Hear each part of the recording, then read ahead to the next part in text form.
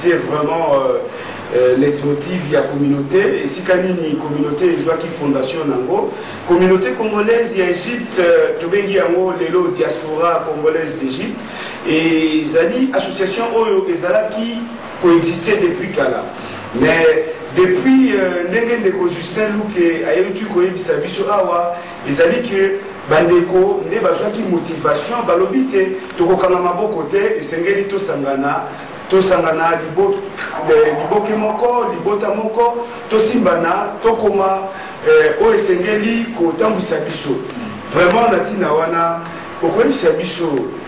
ezalaka ndenge nini conseil de sage ndenge nini epai oyo tokutani lisusu na comité exécutif kaka bo lisanga moko ebongo ba bureau ebele est-ce que ezali na bureau mosusu mpe oyo ezali na kati tokoki koyebana merci vraiment papa journaliste ndenge opesanga lisusu maloba na kati ndenge ebongisamaki na kati na diaspora ezali na 3 organes.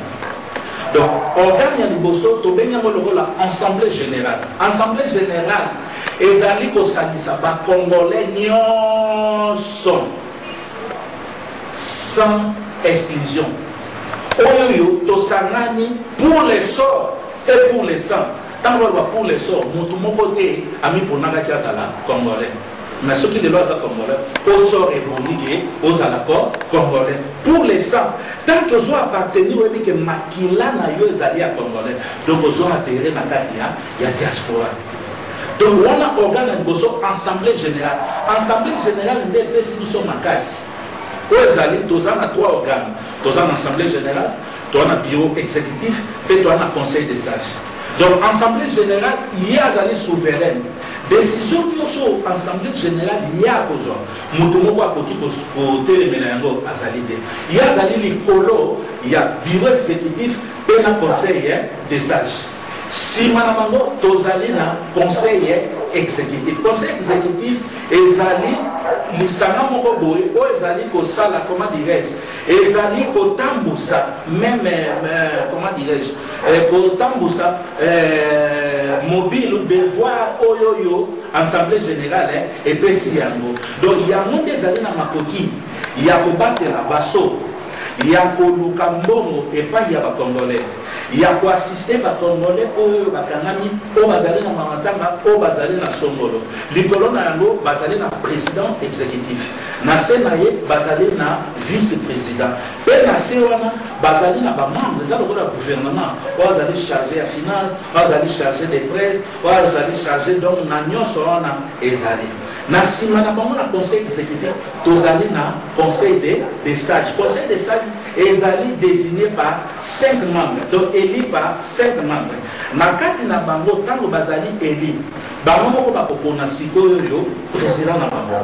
bakopona président bakopona vice-président bakopona secrétaire bakopona intendant mpe bakopona chargé ya auditeur mpe ya finance na kati na bango ntango nyonso wana ekoki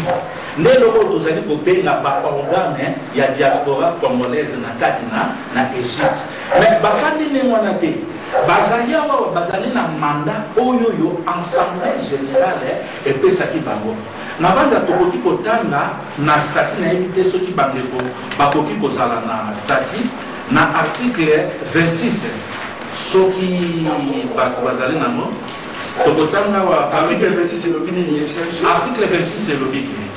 Le mandat du bureau exécutif est d'une année une fois renouvelable.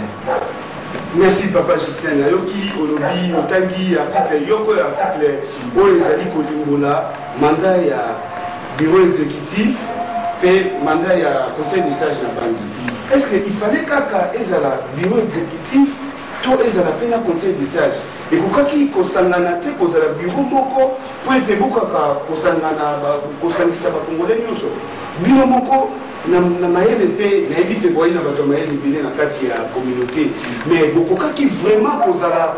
bureau moko kaka bosangani babureau ebele bomoi te ke ezali vraiment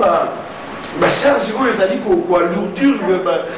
bakombo kaka lokola bino mpe bozaka bato botangi mingi emema makambo ebele na kati ya communauté te papa journaliste na esika nyonso bato bazali matata ezalaka te soki lelo basali boye bayebi mpona nini basali assemblée générale ezali bango nde bazali bakonzi lelo pouvoir oyo toza nango oyo ngai na yo conseil exécutif na conseil des sages euti epai ya assemblée générale lelo soki assemblée générale elobi ete tolongwa nous sommes des démocrates donc tokoki kodiscute te mpo baza souveraine tokolongwa assemblée générale wana ezali na yo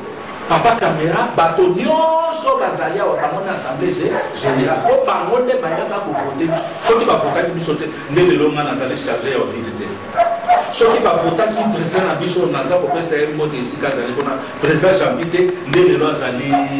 président ya communauté te soki lelo président pensé oyo naza kopesa ye mbote mosika mpona lelo akomi président ezali mpo ensemble